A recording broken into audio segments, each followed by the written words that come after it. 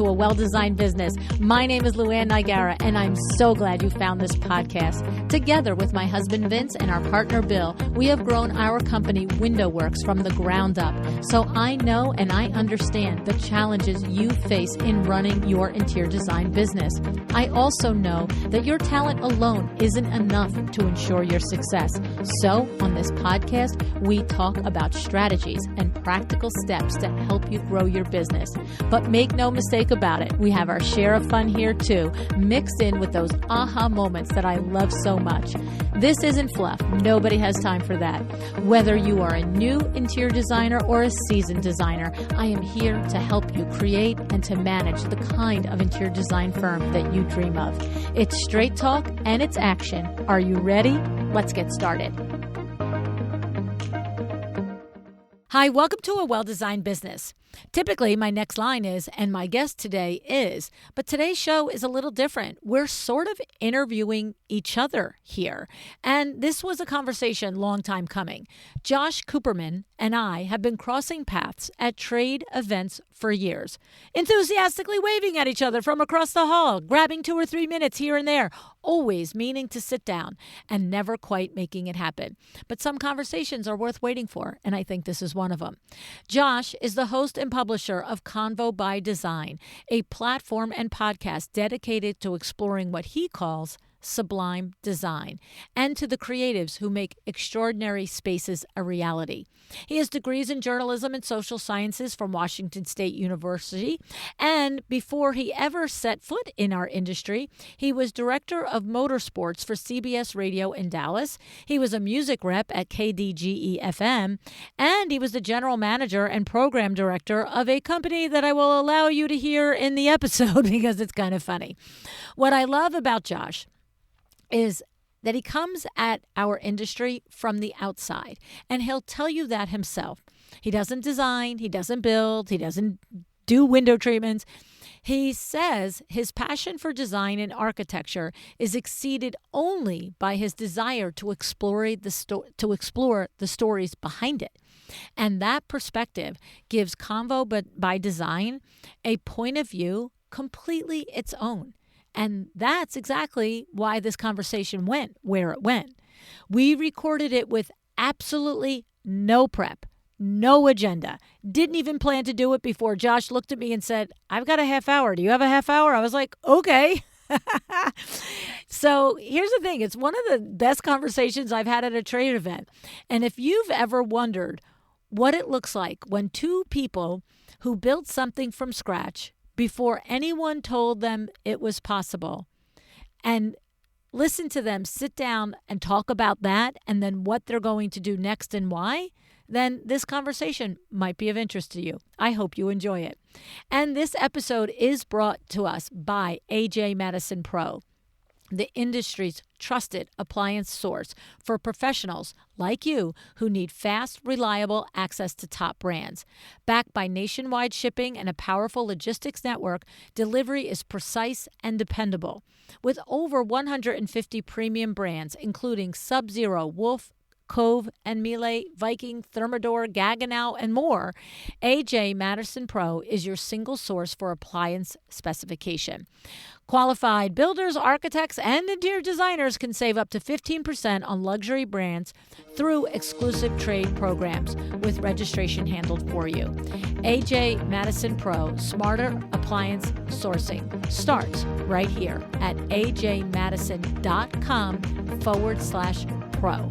That's ajmadison.com/pro. Okay, let's get to the conversation with Josh.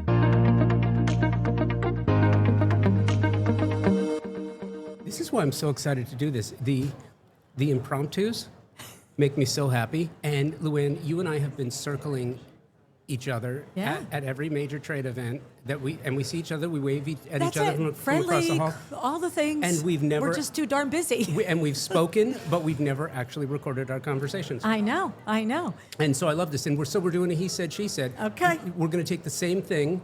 And I imagine what I'm going to do with this is I do a series after this for KBIS. We're in the KBIS podcast studio, and afterwards I will go into a whole series on my findings at KBIS. And I will include this in that. And it was funny because you asked me a question. I want to talk about what your background is. Well, yeah, I don't know what I just said, and you're like, oh, I haven't done it since I was a Playboy. I'm like, wait, what? You're like, wait for the roll tape. No, I said I haven't done that since I was at Playboy. Oh, at Playboy. And that explains the and look I'm you thinking, gave me. Wait a minute, how could you be That totally explains the look you gave me. Okay, now I understand it. No, it was funny. So my background is I'm not a designer. I'm not an architect. I don't come from this industry. I'm a journalist, and my background is in broadcast. So I was in broadcast forever. I was the director of motorsports for CBS Radio out of Dallas. I was a music rep for the Edge and the Eagle in Dallas radio, and one of my stops along the way was I was the general manager and program director for Playboy Radio. So I worked for Playboy Enterprises. Oh, wow. And Playboy used to have a channel on Sirius XM, they brought me in to take it off Sirius XM and build a digital pure play for Playboy Radio. So in addition Talk about peeling back the onion here, Josh. Yeah, so I oversaw, I think at one point we had about 15 shows, 28 hosts. We had Dave Navarro from Jane's Addiction. We had Frank Stallone had a show. It was bananas. And I had a show called the Playboy Radio Interview, which was akin to the interview in the magazine. Okay. My first interview for that was Henry Winkler. And the Fonz. Did that for 3 years, and then so much fun. But starting this show, I did it because I had an opportunity to pivot and do what I wanted to do when I grew up. You know that question when you grow up? So that's what I got to go do this, and then started the show in 2013. Your background is not dissimilar. Yes, in that it's not as a designer, right? Yes. Yeah. What was the impetus? What made you want to start doing your show? So with my husband and I opened Window Works in '82, right? And all through the years, we sold direct to consumers, but also to interior designers. And I always admired the interior designers, how hard they work, the number of details that they carry, the creativity. But literally over and over again, I would see them struggle to make money. And at that point, it wasn't my job, it wasn't my business, but I could see it happening. And then, 10 years ago, 12 years ago, I'm looking for the next thing. My husband is 15 years older than I am, so I'm 52, he's 60, whatever that is, 7, right? And we are both responsible for every sale that we make at Window Works at this point. And that sale requires you to drive there, knock on the door, and say, hi, I'm from Window Works. And we were just seeing the end of the road. And so but we're not like independently wealthy with, everything sitting. So it was like we needed to work and wanted to work for the next 15, 20, 30 years, because we're both a little bit maniacal about, work. But it needed to be something sustainable. And, there was a moment I was on somebody else's podcast, and I've told the story on the show, and I just hung up, and I was like, oh, sweet Jesus, that's what I need to do. And so then I just went about figuring out what it would be about, and I saw the gap in this industry for truly teaching the business of design, not talking about it, not in a circle, not avoiding the tough actual conversations about profitability and saying nice things, but not really getting to the meat of it. And that's what I did, and that's where I went, and that was 10 years ago last Sunday. Congratulations. Yes, thank you. You know what's interesting, too, is that most people don't realize. First of all, it's funny. When people, especially at events like this, someone goes, "Oh, you're the podcaster." It's like, nope, I am not. I'm not a podcaster.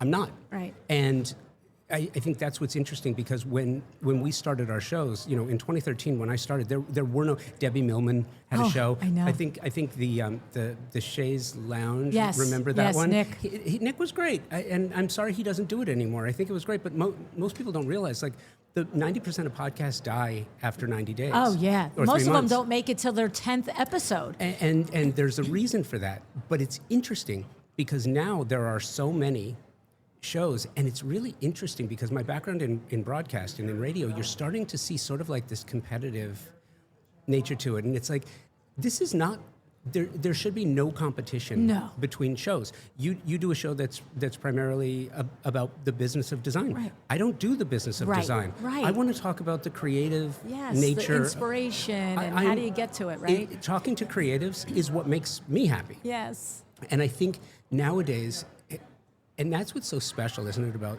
something like KBIS, is you see people who are like, designers, how do I start a podcast? Let us help you. Yeah, right? What do you tell them? Well, honestly, what I say to anybody who asks me that, my first question is, why do you want one? Right? Because why do you want one? If it's a side hobby, there's a lot easier things to do. And if it's going to be a side hustle, then what is the point, the focus, and the goal? Because if your passion is still in design or building or whatever it is, how is that going to serve you? Is it going to serve you by bringing you leads? And is it going to be lead gen? That's great. But if you're talking to your peers, I don't know how that brings you lead gen. And if you're talking to consumers, that's awesome. But how are you going to be a sound in all that noise? So for me, you're 100% right, Josh. There's room for all of us. Friends didn't, somebody didn't say we're going to have, start a show called Friends because Seinfeld is there with 4 friends. You know what I mean? We all show up in our lane, but you got to know why, because it's too much work. It's not just, what goes into it. Well, and here's what's interesting too, and why I think it's so important, why I love that we're having a conversation about podcasting. And I really do love this. I came from radio, come from broadcast, and radio ceded leadership to music. They ceded it to Apple, they ceded it to, the record labels, and radio now to social media. TikTok breaks more new artists than radio does. Wow. What I think is interesting is our industry has pretty much done the same thing. And this is not a knock on the trade pubs, because I love the trade publications. Right. Nothing makes me happier than going through the magazine and flipping through the pages. And I'm a tactile person. I love the feeling of flipping through the pages. But they ceded leadership. They ceded thought leadership by making it just about what you can see on the pages. When we started our shows, they were not telling stories. No. The magazines only started telling stories, I want to say, pandemic. Right. That's a good observation. That's an interesting observation. That's really what changed. But during the pandemic, if you remember, circulation would drop because they couldn't, if you're doing controlled circ, that's one thing. But if you're doing... You're relying on it to walk in the Barnes & Noble and pick it up. Nobody was going out to do it. Right? No. Right. And so there was this seeding of leadership, thought leadership, and it opened an opportunity. It opened a door. Yeah. And it has made me so happy, which is why it gives us the opportunity to come to KBIS and to be in the KBIS podcast studio and to have real conversations and real thoughts. I'm curious, when you think of, how many episodes have you done? It's 1,100 plus on A Well-Designed Business, and I think we're over 400 on Window Treatments for Profit, I want to say. Isn't that insane? It's bonkers. It's absolutely bonkers. And it's funny too, when I talk to designers who say, how do I start a podcast and what do I do? One of the first things I tell them is manage your editorial calendar and manage your content, because now you've got over 1,000 shows. And I hope you know where to find each one. Oh yeah. Oh no. You're it's exactly right. Yes. And it's funny because it wasn't until about 3 years ago did we start to make the actual old school Excel spreadsheet with the title, the guest, the date, and the link. I can go to Megaphone or Libsyn. I can go to that to get it. But about 3 years ago, we were like, this should be at our fingertips. Thank you for waking up, Luann, after 7 years and figuring this out, right? Yeah, well, it's interesting because I have, at one point, I think this was about 5 years ago, switched from one host to another. Yes, us too. We did it 3 years ago, switched. And it's a thing. I mean, it can be an issue, but thank goodness, I've got drive after drive. I've got duplicate drives. It's one of those things where you have to learn it along the way. The other part is the gear. You have to learn how to be a performer. Yeah. The HGTV, remember about 10 or 11 years ago when that was the thing. Every designer wanted a line. Yeah. Every designer wanted a show. Yeah. And I don't see that anymore. You still have HGTV and you still have HGTV designers, but I don't feel like that's the same. Now they all want a podcast. Yes. Yeah, it's crazy. And I'm fine with it, but why? Where and how are you going to, if it's to get lead gen for the design studio, then what's your point of view coming into the marketplace to drive consumers to care about it and listen to it? Because if it doesn't have a focus, like you said, the editorial calendar, if it doesn't have a focus, if it doesn't have a point of view, it's just nonsense. It's just blah, blah, blah, right? And that's hard to do, I think. I think that's hard to do. And you need that just like in your branding, whether it's your website, whether it's your Instagram, you need that differentiator. You need to know why do I want to listen to Sally Smith's podcast about interior design? Because if it can't answer the question, then nobody's going to. Or they're going to bip in and bip out and then float around. Because there's when we started, there was still 600,000 podcasts when we started, right? But like I know for me, even in 2015, 2016, my immediate friends and family were like, what is a podcast? So in 2013, that had to be that way for you. And so, but now it's in your car. You put your car on and Apple Play has got the podcast app there. So it's even more important to have a defined point of view if you're going to enter it. Enter it all day long, but know why. It's so funny too, because in 2013, thank goodness. So it's funny because coming from radio, coming from broadcast, I'm my own editor. I do everything. I shoot, I record, I edit, I produce, I publish, I do everything. Wow. And I've always done it that way. So I've never been beholden. There was a jump, I don't know if you remember this, but during the pandemic, there was a jump in cost. Yes. Because you had all these editors, all these digital content creators and editors who lost their other gigs and started doing this exclusively, and it ramped the market up. You got to see market effect in real time. Yes. It's the truth. And so don't you get a DM almost every day on Instagram? I'm a podcast editor. I can make your podcast so much better. I'm like, dude, I don't think so. Luann, I get thousands of emails every year about people telling me, and that's one of my pet peeves. You know what another pet peeve is? I love that we're doing this. This is so great. I can't talk about this with anyone else. The pitches.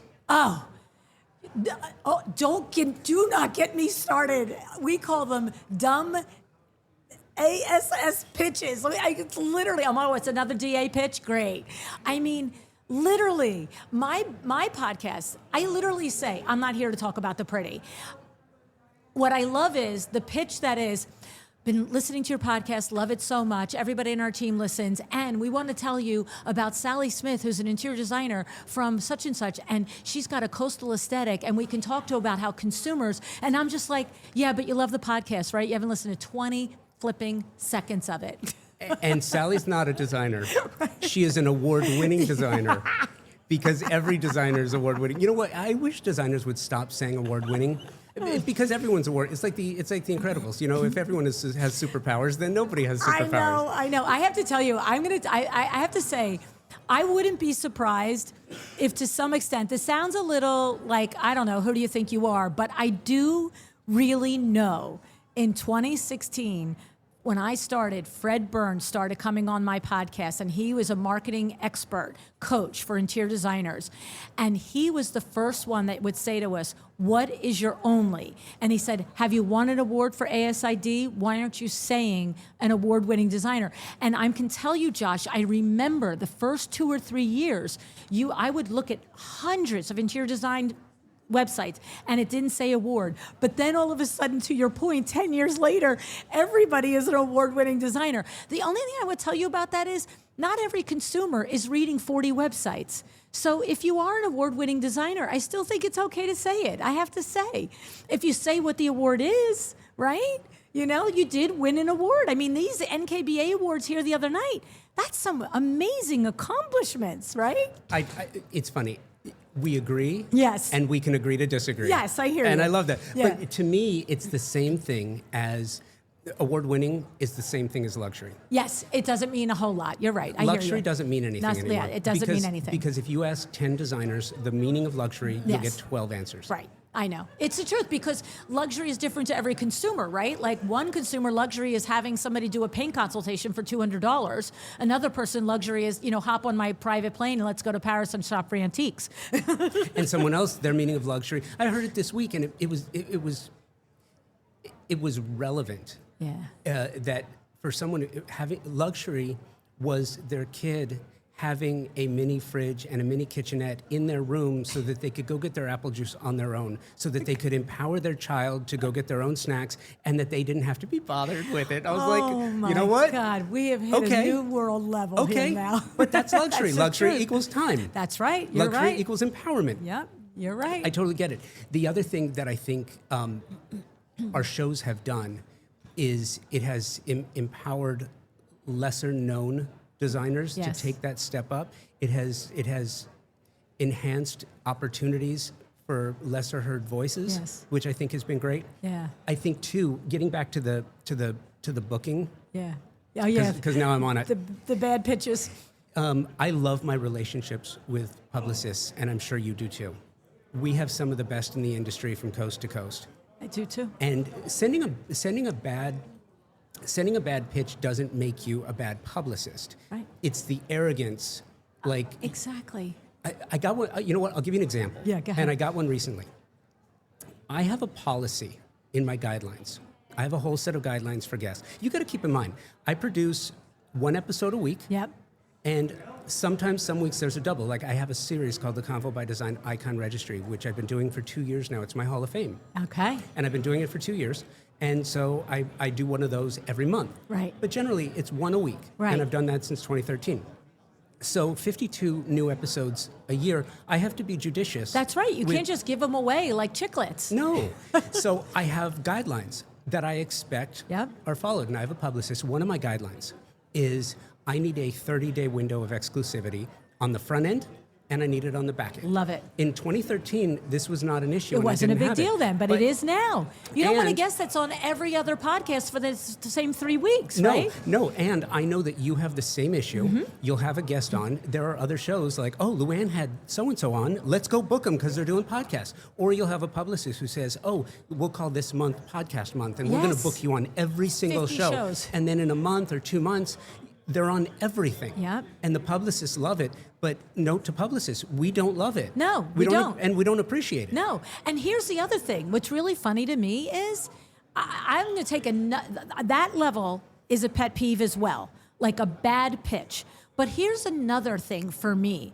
Like often I will look at a designer in real life, not, through email, but when I have a real life conversation, and I'll be like, what does it get you and your business to be on 20 industry podcasts? You are spending your retainer money for a publicist, $5,000-$10,000 a month to pitch industry podcasts where no consumer ever is going to hear it. So, like, to me, you want to spend your own time pitching. Maybe you admire Josh and you want to be on the show and it's a bucket list moment. Great. But when you pay somebody $5 or $10K a month to pitch you to industry podcasts that you're never going to get lead gen from, I'm like, what exactly is the point here? Well, and it's interesting. That's a great point. At the same time, would you consider your show to be industry only? Yes. You would? Yes. Yeah. See, You're broader industry. I'm not. Yes. Okay, so then they might get lead gen from your show. But here, it's strategic, because here's what happened. When I started the show, my intent was to be 100% consumer. I was going to introduce creatives to consumers. Gotcha. Then, about a year into it, I realized this is all trade. Yeah. This is 100% trade. Yeah. So I went in that direction. Yeah. The pandemic, one of the things that I learned I do these design leadership gatherings, and I've been doing them since 2017. Oh, nice. Small groups, peer-to-peer conversations with designers. And I realized something about 9 months after the pandemic started. So it started in March, so right around the end of the year into 2021, I realized that I was getting more emails from consumers that I'd ever received before. Wow. Dawned on me. Because the show had blown up during the pandemic, it really blew up. Yeah. That consumers were coming to the show to learn how designers were accomplishing their tasks of addressing the pandemic. Interesting. And so it changed. But I didn't want to become a consumer. Yeah. At that point, you had niche. So what I do is I do portfolio reviews, and I go through projects, and consumers seem to really love that. That's nice. And so right now we're about 70-30, between 70-30 and 60-40. Okay. And I'm happy. For me, that's a sweet spot.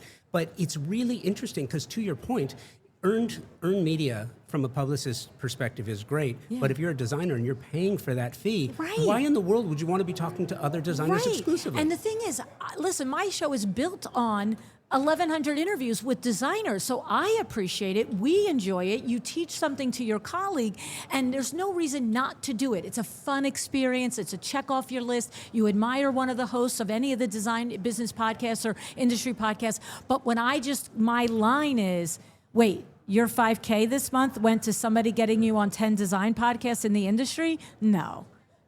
You say, hey, these are my top 3 that I admire. I'd like to be on those. That'd be awesome just for fun. Not I'm spending my retainer money on this. It's crazy. When you think about where you are in context to where you started, yeah. Do you think about what you want to be doing in 5 years from now? Oh, yeah. I'm a head person. Not in business. Yeah. Specifically with the show. Yes. No, I'm already, I started last year announcing and talking about how I'm going to switch to a format, which I'm calling NBA format. In my mind, for the last 10 years, I've given you your undergrad in interior design business. Literally everything you need to know. You can come and listen to 1,200 episodes and get your undergrad. Now I'm going to curate that content, and I'm going to answer a specific question in a compilation episode that is the MBA episode. So you are a 5, 10, 15-year business veteran or in design, or even 1 year, and you need to hire a new employee. Well, you don't want to go to my category list and there's 40 shows on hiring and team management. You want to go, I just want the show on job descriptions and job interview. Right? And so now what I'm going to do is I'm taking this back catalog of massive content and I'm pulling the best clips of what 5 different people over the course of 10 years said to us about hiring with job descriptions and job interview techniques. Boom. And so that's the new format coming out, and that will give the show another 10 years of life, because I mean, just in the hiring category alone, I could probably create 50 shows from my back content, but it's going to serve. So if you're new in the industry, go to the full-length shows. You're seasoned and you believe and trust me and trust my information and my advice, then go to that specific episode. And then that'll just, because honestly, Josh, after 10 years, it's like the 45-minute conversation on you need to know your numbers. It's a little done. We've done it 15, 20 times. If you aren't doing it yet, you're never going to do it, sweetie. Just pretend that that you like it, but you're never going to. So it's time for a switch, and the switch is now. It'll come out over this year, and it'll take me through the next 5 years easy. That's awesome. Yeah. So what about you? What about your show, and what's your next direction? Do you have an iteration coming, or are you on loving what everything is happening now? See, for me, I needed a change, but where are you at? No, I am. It's funny. I'm so excited about what's coming next. So let me back up a second. My son, Jack, graduated college in 2025. He's an engineer. He's a computer engineer, computer architecture. Oh, wow. And so I do the programming for the West Edge Design Fair in Santa Monica, and I've been doing it for them for 8 years. So my kids have been coming with me to live events since they were in their early teens. They've been coming. Your roadies, right? For the last 13 years. And so my son, when he was going to school, we always joked about it, like, we need to work on something. We need to work on something. And he actually came to me, and we had this conversation, and he said, I'm an outsider. He's an outsider. He's not in our industry. Right. And he was like, what you guys are missing is a narrow focus on community. You have your regionals. You have your major events. But there's a gap in communication between some markets that don't have strong designer communities. And I was like, what should we do? This year, we're launching Shelter Republic. Shelter Republic is a closed-end community for the design and architecture industry. Wow. So what that means is, you know how on Facebook, you will have groups. You'll have a lot of groups, and it's great. But you, as a designer, you can't be totally honest and forthcoming because you've got other people looking at you. You don't know who else is in there. You got prying eyes. Yeah.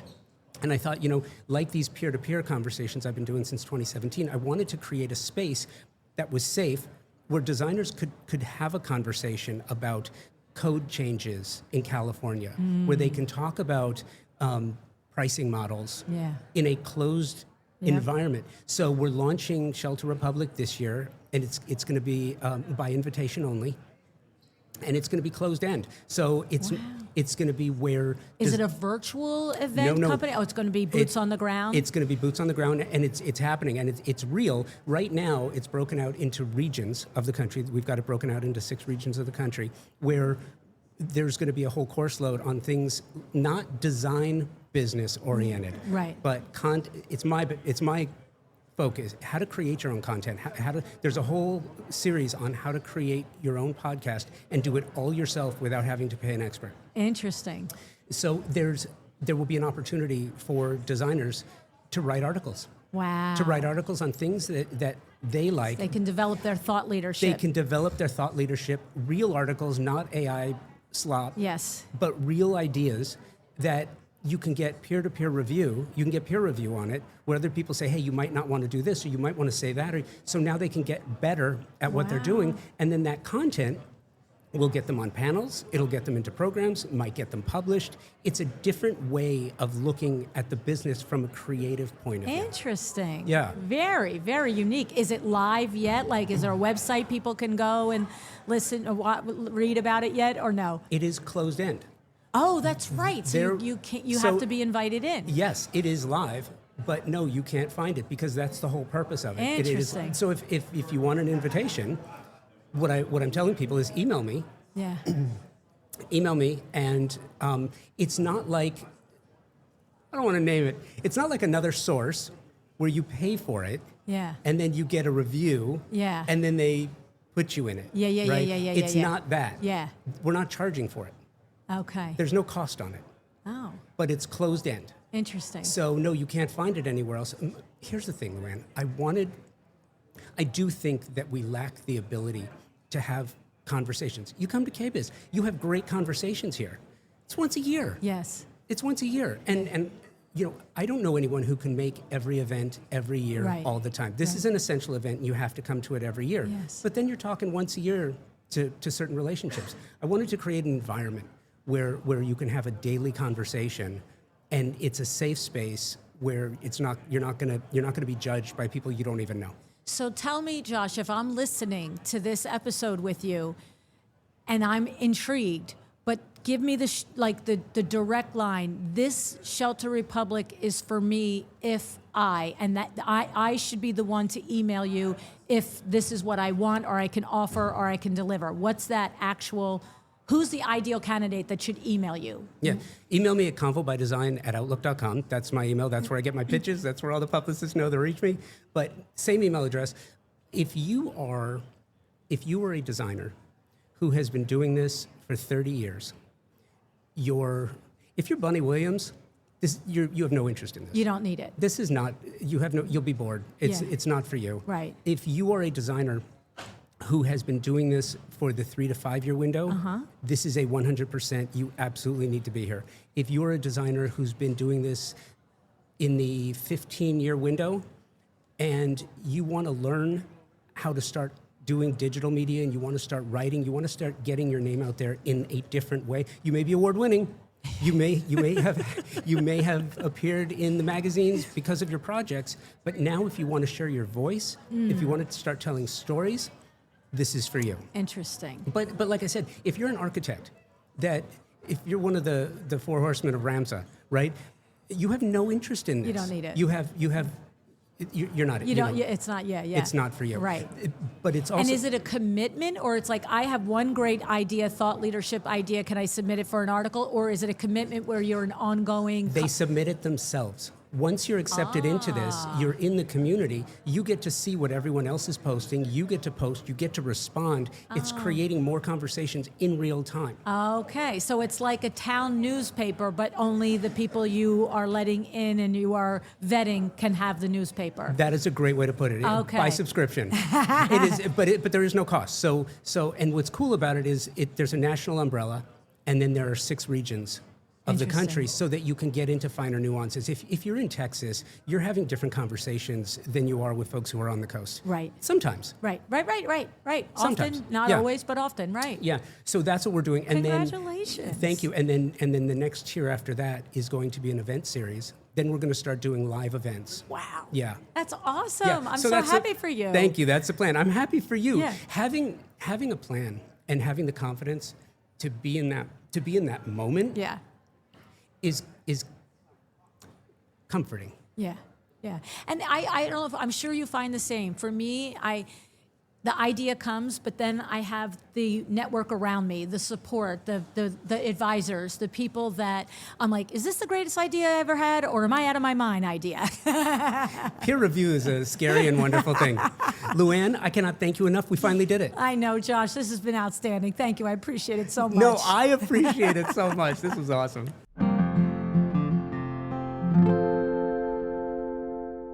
Okay, a few things I want to talk about in the conversation. The first point is that Josh and I kept circling back to is about knowing your why. We talked about it in the context of before you start a podcast, but it isn't just about podcasting. It's about every platform, every investment of time and money, every marketing decision you make in your business. The question is always the same. Who is actually going to see this, and what are they going to do when they do? If you cannot answer that, you might be spending money on activity, not on results. And that's something you need to look at. Another part of the conversation we had was about award-winning and luxury. And I want you to sit with this one because I think there's a distinction worth making that gets lost when we treat both words the same way. Josh's point is 100% fair. If you ask 10 designers what luxury means, you'll get 12 answers.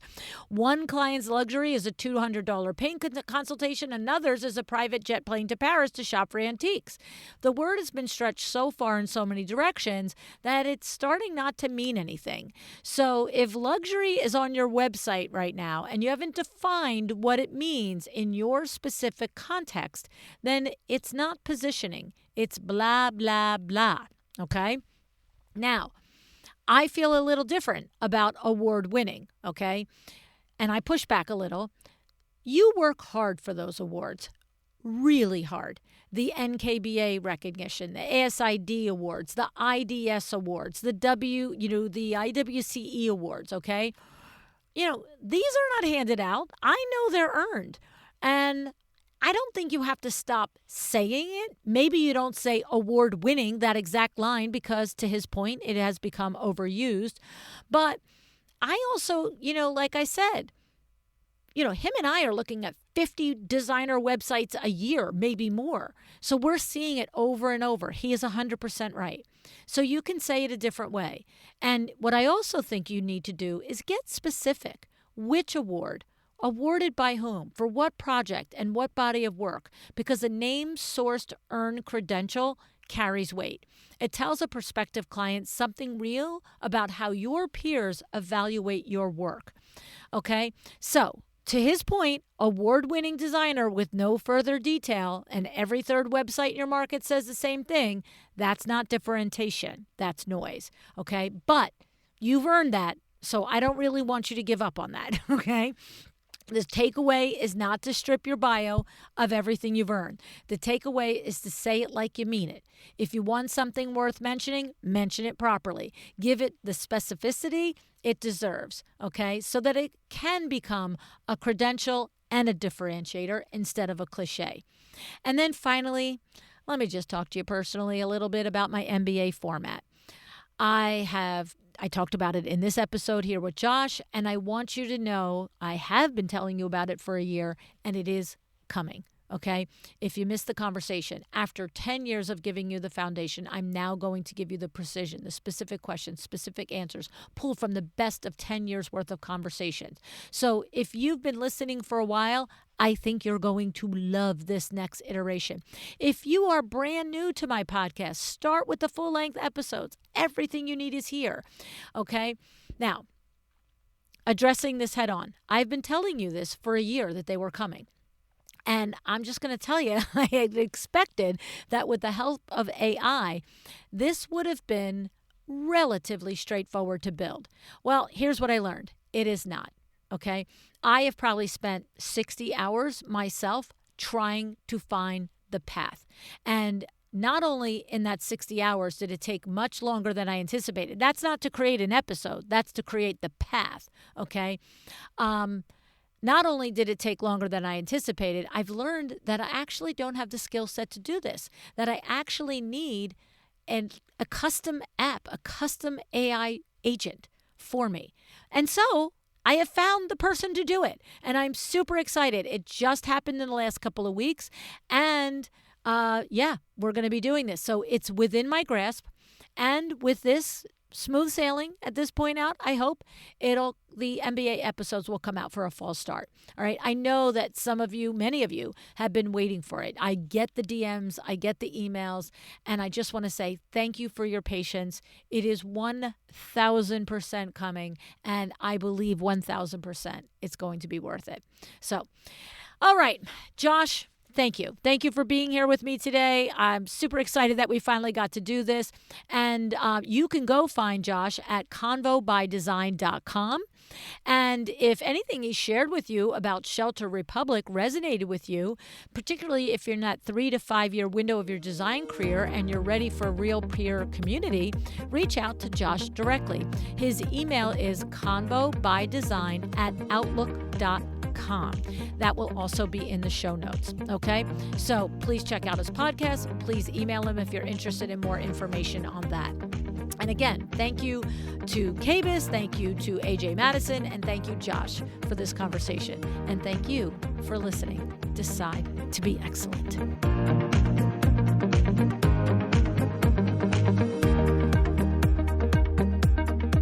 Thank you for joining me today. This podcast is a production of Luann Nigara, Inc. If you want to know more about me, my books, or Luann University, go to luannnigara.com. And if you are interested in having WindowWorks help you with your next window treatment or awning project in the New York, New Jersey metro area, go to windowworksnj.com to learn more. Have an excellent day.